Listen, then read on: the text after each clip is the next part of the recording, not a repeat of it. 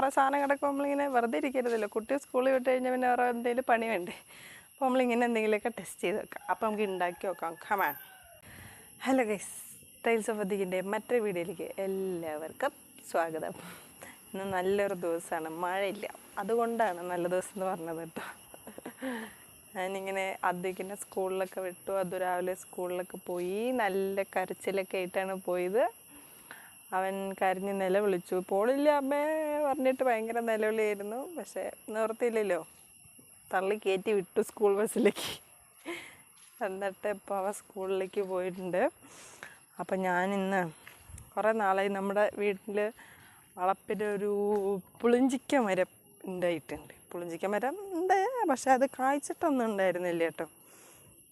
പുളിഞ്ചിക്ക തന്നെ നിങ്ങൾക്ക് മനസ്സിലാവുമെന്നറിയില്ല. ചില സ്ഥലത്ത് ഇതിനെ ഇരുമ്പമ്പുളി എന്ന് പറയും. ഞാൻ കാണിച്ചു തരാം. കണ്ടേ,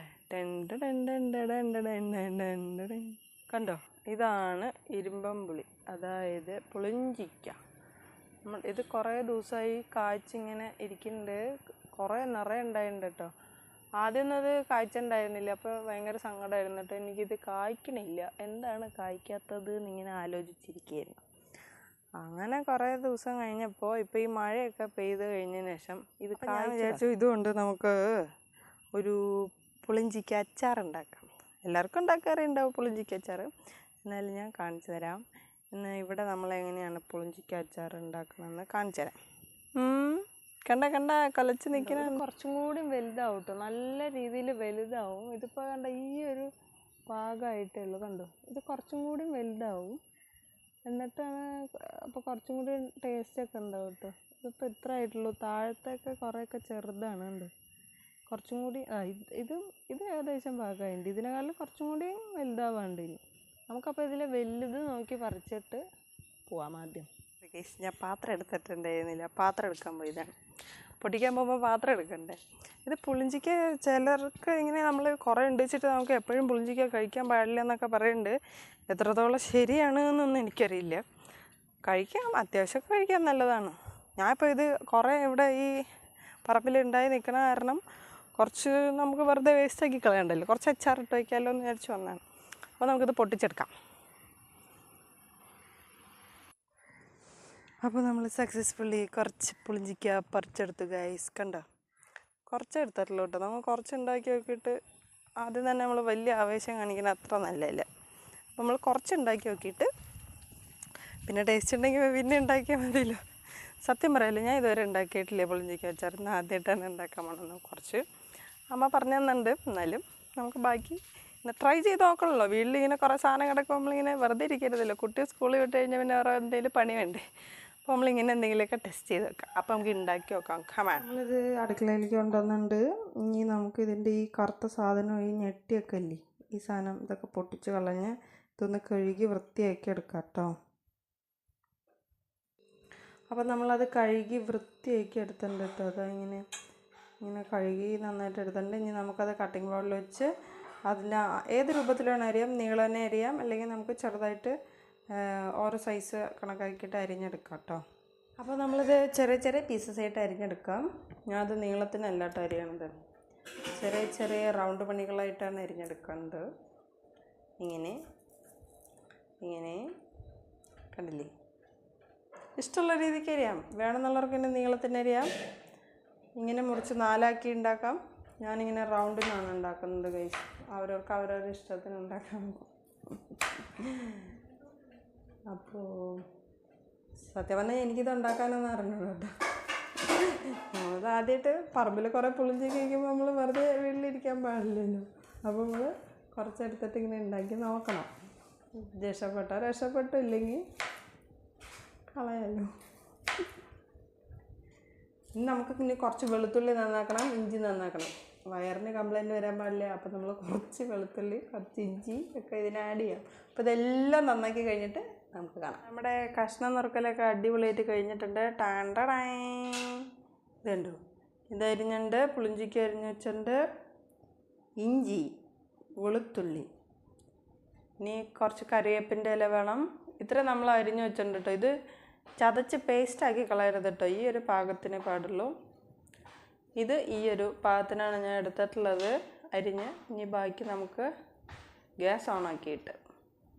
അപ്പോൾ നമ്മളെല്ലാം റെഡിയാക്കി വെച്ചിട്ടുണ്ട്. പക്ഷേ വളരെ സങ്കടത്തോടു കൂടി ഞാൻ ഒരു കാര്യം പറയുകയാണ്. നമ്മുടെ വീട്ടിൽ കറിവേപ്പിലയില്ല. നിങ്ങളുടെ അവിടെ കരിവേപ്പില ഉണ്ടോ ഗൈസ്? ഇവിടെ കരിവേപ്പിലയില്ല.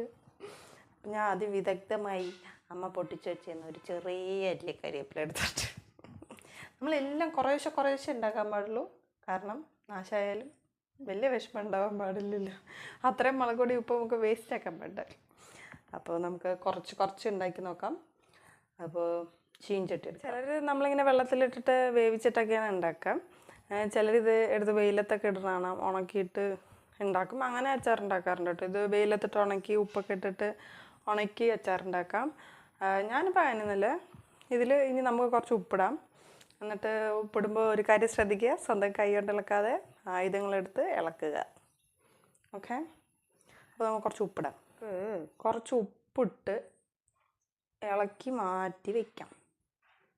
കുറച്ച് ഉപ്പിട്ടാൽ മതി. ഇനി നമ്മൾ മറ്റേ അച്ചാറുണ്ടാക്കുമ്പോൾ കുറച്ചും കൂടി ഉപ്പിടില്ലോ. നമുക്ക് സ്പൂൺ കൊണ്ട് നന്നായിട്ട് ഇളക്കിയിട്ട് ഇത് കുറച്ച് നേരം റെസ്റ്റ് കൊടുക്കുക. അതിന് കുറച്ച് നേരം റെസ്റ്റ് എടുക്കട്ടെ. അപ്പോഴേക്കും നമുക്ക് ബാക്കി സാധനങ്ങൾ ഉണ്ടാക്കാം. ഓക്കെ,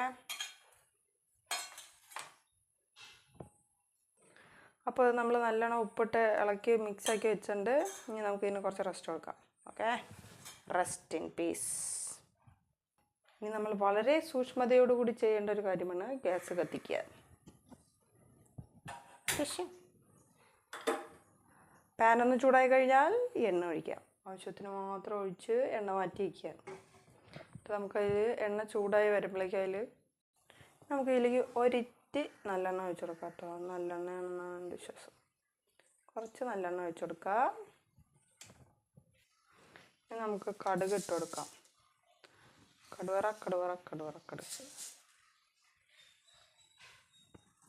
കടുക് ഇട്ട് കൊടുക്കാം.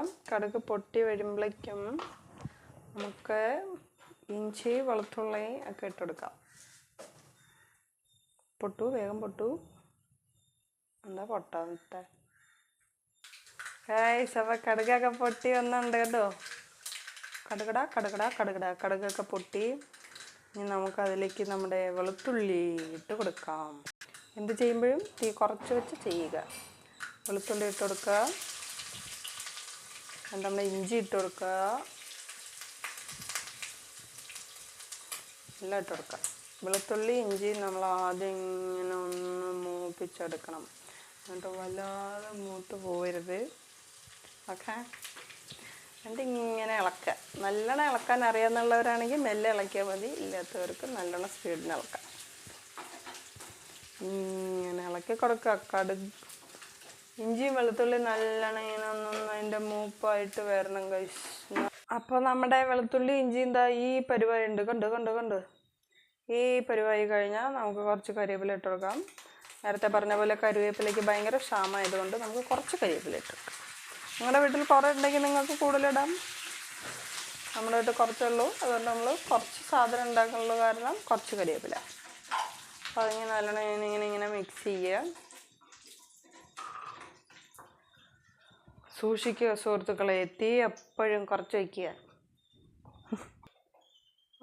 ഒരു സ്പൂൺ മുളക് പൊടി ഇട്ട് കൊടുക്കാം. മുളക് പൊടി ഇടാൻ ഞാൻ പൊതുവെ കുറച്ച് പിന്നിലാണെങ്കിലും അച്ചാറായത് കൊണ്ട് നമുക്ക് കുറച്ച് കൂടുതൽ ഇട്ട് കൊടുക്കുക. ഇങ്ങനെ നല്ലപോലെ ഇളക്കുക. മുളക് പൊടി ഇടുക. എന്നിട്ട് അധികം വൈകാതെ തന്നെ നമ്മുടെ കായപ്പൊടി ഇടുക. കായപ്പൊടി ഇങ്ങനെ തട്ടിക്കൊടുക്കുക. ആവശ്യത്തിന് കൊടുത്താൽ മതി. ഇല്ലെങ്കിൽ എല്ലാം കൂടെ കഴിച്ച് പണ്ടാരടങ്ങിപ്പോവും. സോ ആവശ്യത്തിന് മാത്രം അവരവരുടെ പാകത്തിനനുസരിച്ച് കൊടുക്കുക. ഇനി അത് വല്ലാതെ കരിയണതിന് മുന്നേ നമുക്ക് നമ്മുടെ പുളിഞ്ചിക്ക് ഇട്ട് കൊടുക്കാം. ഗൈസ്, നമ്മൾ ഉപ്പിടാൻ മറന്നു. കുറച്ച് ഉപ്പും കൂടെ ഇട്ട് കൊടുക്കുക. എന്നിട്ട് ഒന്നിങ്ങനെ ഇളക്കുക. നമ്മുടെ ഇരുമ്പമ്പുളി ഇട്ട് കൊടുക്കാം.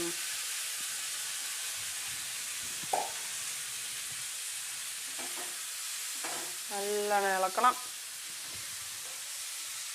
ഇതിൽ വറ്റാൻ വേണ്ടിയിട്ട് ഇടണം. കുറച്ച് നേരം അടുപ്പത്ത് ഇടണം. അപ്പോഴേക്കും ഇത് വേവും. ഇതിന് പിന്നെ അധികം വേവിൻ്റെ ആവശ്യമൊന്നുമില്ല. കുക്കറിലൊക്കെ വിസിലടുപ്പിച്ചാൽ വരെ വിസിലിൻ്റെ ആവശ്യമുള്ളൂ. അത് പക്ഷെ വല്ലാതെ ഉടഞ്ഞത് പ്ലീനായി പോകും.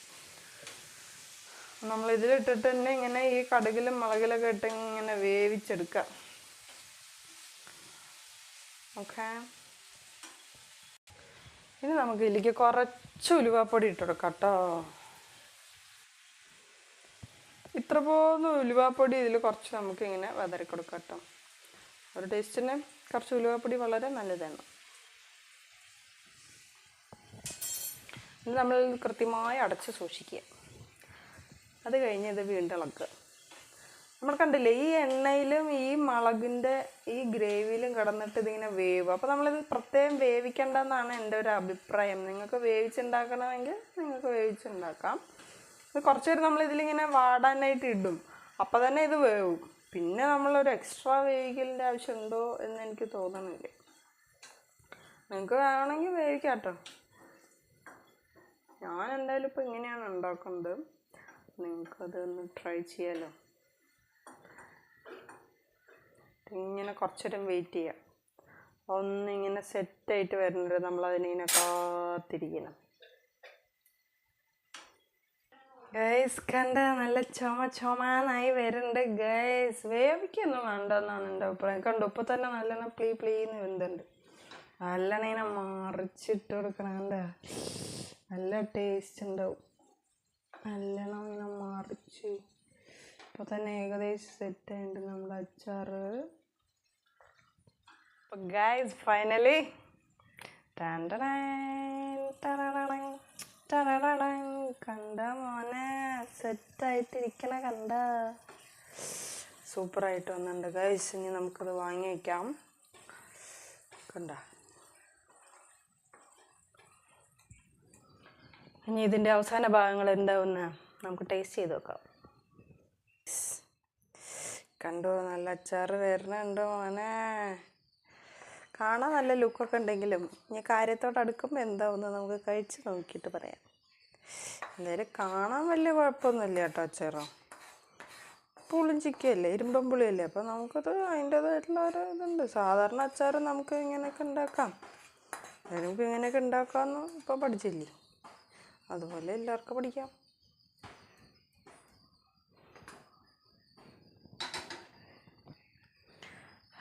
ആവി പറക്കണുണ്ട്. സൂപ്പർ.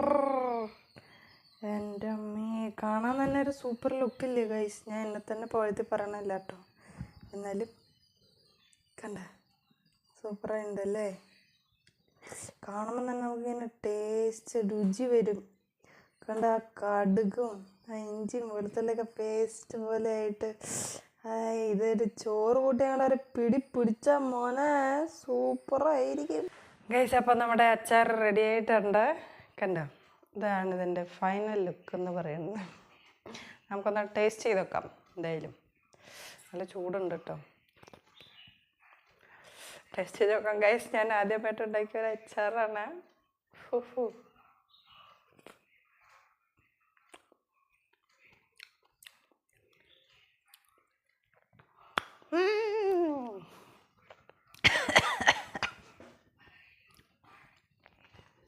ഭയങ്കര പുളിയുണ്ട്. പുളിഞ്ചിക്കാണല്ലോ, പുളി ഉണ്ടാവുമല്ലോ.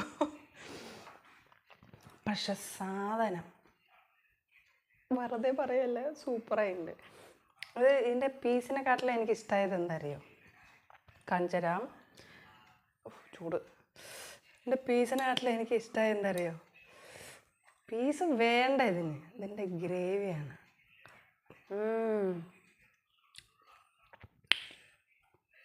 പിന്നെ ഗ്രേവി മതി, കഷ്ണം വേണ്ട അടുത്ത് കളഞ്ഞോ. കഷ്ണം വേണ്ട, കാരണം ഭയങ്കര പുളിയാണ്. പുളി ഉണ്ടാവും കേട്ടോ. പുളി കുറയ്ക്കാൻ എന്തെങ്കിലും വിദ്യ ഉണ്ടെങ്കിൽ നിങ്ങൾ കമൻറ്റ് ചെയ്യും. എന്തെങ്കിലുമൊക്കെ ഉണ്ടാവും. ഈ ഇരുമ്പുള്ളിയുടെ പുളി കുറയ്ക്കാൻ എന്തെങ്കിലും ചെയ്യും. ചിലപ്പോൾ അതിനായിരിക്കും ചിലർ ഈ വെയിലത്തൊക്കെ ഇട്ട് ഉണക്കണത്, എനിക്കറിയില്ല. എന്തായാലും നമുക്ക് വീട്ടിൽ ഇരുമ്പുള്ളി ഉണ്ടെങ്കിൽ ഇങ്ങനെ ഉണ്ടാക്കാമല്ലോ. സൂപ്പറല്ലേ. ഇത്ര സാധനങ്ങൾ മതി. ഇഞ്ചിയും കുറച്ച് വെളുത്തുള്ളിയും കുറച്ച് ഇരുമ്പുളിയും കറിവേപ്പില ഉണ്ടെങ്കിൽ നമുക്ക് ഉണ്ടാക്കാമല്ലോ. വെറുതെ എന്തിനും നമ്മൾ പുറത്ത് പോകണം. വീട്ടിൽ സ്വർണം വെച്ചിട്ട് എന്തിന് നാട്ടിൽ തട്ടി നടപ്പോ. അപ്പോൾ എല്ലാവരും വേണമെങ്കിൽ ഉണ്ടാക്കി നോക്കുക. കാരണം ഇരുമ്പുളി അച്ചാറിൻ്റെ ഒക്കെ എല്ലാവർക്കും അറിയാം. പക്ഷെ ഇത് ഞാൻ ഇതല്ല കേട്ടോ, ഞാൻ എൻ്റേതായിട്ടുള്ള രീതിയിൽ ഉണ്ടാക്കി നോക്കിയതാണ്. അമ്മ എനിക്ക് പറഞ്ഞു തന്നു, കാരണം വീട്ടിൽ എങ്ങനെയാണ് ഉണ്ടാക്കണമെന്ന് കണ്ടിട്ടേ ഉള്ളൂ, പക്ഷെ ഉണ്ടാക്കിയിട്ടില്ല. അപ്പോൾ ഞാൻ ഇതുവരെ ഉണ്ടാക്കിയിട്ടില്ല. ഇപ്പം ഇന്ന് ആദ്യമായിട്ടാണ് ഇരുമ്പമ്പുളി അച്ചാർ ഉണ്ടാക്കുന്നത്. അപ്പോൾ ഉണ്ടാക്കിയപ്പോൾ കുഴപ്പമില്ല. പക്ഷേ ഇനിയിപ്പോൾ പുളി കുറേ വേണമെങ്കിൽ നമുക്ക് കുറച്ചും കൂടി ഉപ്പിടാം. ഉപ്പിട്ടാൽ കുറച്ചും കൂടി പുളി കുറയായിരിക്കും. പക്ഷേ ടേസ്റ്റ് ഉണ്ട്. നിങ്ങൾക്ക് ഇരുമ്പുളി ഉണ്ടാക്കണം എന്ന് തോന്നുകയാണെന്ന് വെച്ചാൽ സിമ്പിൾ വഴിക്ക് ഇത് ഉണ്ടാക്കി നോക്കാം. എല്ലാവരും എന്തായാലും ട്രൈ ചെയ്യണം കേട്ടോ. ചോറിൻ്റെ കൂടെ ഇതാ കൂട്ടി കഴിച്ചു നോക്കൂ. സൂപ്പർ ടേസ്റ്റാണ് മോനെ. അതിൻ്റെ കളർ കണ്ട് തന്നെ നമുക്ക് കഴിക്കാൻ തോന്നും. സൂപ്പറാണ് കേട്ടോ. എനിക്ക് നല്ല ഇഷ്ടപ്പെട്ടു. കാരണം അതിൻ്റെ ഗ്രേവിയാണ് ഹൈലൈറ്റ്. കഷ്ണത്തിനെക്കാട്ടിലും ഉള്ള കാര്യം പറയണമല്ലോ, കഷ്ണത്തിനെക്കാട്ടിലും എനിക്ക് അതിൻ്റെ ഗ്രേവിയാണ് ഇഷ്ടപ്പെട്ടത്. പീസിൽ നമുക്കിതൊന്നും പിടിച്ചില്ല. കാരണം ഇത് അച്ചാറല്ലേ, കുറച്ച് ദിവസം കഴിയുമ്പോൾ പിടിക്കായിരിക്കും. കുപ്പിയിൽ അടച്ചു വയ്ക്കുമ്പോൾ കുപ്പിയിൽ അടച്ചു വെച്ചും അച്ചാർ പഴം തോറുകയാണല്ലോ ടേസ്റ്റ് വർദ്ധിക്കുക. അപ്പോൾ അത് കുറച്ച് ദിവസം കഴിയുമ്പം ഇതിൽ പിടിച്ച് ഉപ്പും മുളകൊക്കെ പിടിച്ച് വരുമ്പോൾ സെറ്റ് ആവുമായിരിക്കും. കഷ്ണം ഇപ്പം എനിക്ക് വലിയ ടേസ്റ്റ് ഒന്നും തോന്നുന്നില്ല. പക്ഷേ ഗ്രേവി ഒരു രക്ഷയില്ല. കുറച്ച് എരിവ് കൂടുതലാണ് എനിക്ക്. എന്നാലും അച്ചാറിന് ഇത്ര എരിവാണല്ലോ, അപ്പോൾ പിന്നെ ടേസ്റ്റ് ഉണ്ടാവും. അപ്പോൾ എല്ലാവരും ട്രൈ ചെയ്യണം എന്ന് ഞാൻ പറയില്ല, നിങ്ങൾക്ക് വേണമെങ്കിൽ ട്രൈ ചെയ്ത് നോക്കാം. അപ്പോൾ ഇന്നത്തെ എൻ്റെ ഇരുമ്പമ്പുളി അച്ചാറിൻ്റെ വീഡിയോ ഇവിടെ അവസാനിക്കുകയാണ് ഗൈസ്. ഇഷ്ടമാവും, പക്ഷെ കുട്ടികൾക്കൊന്നും അധികം ഇഷ്ടമാവില്ല കേട്ടോ. കാരണം പുളിയല്ലേ, വലിയവർക്ക് തന്നെ പറ്റുള്ളൂ.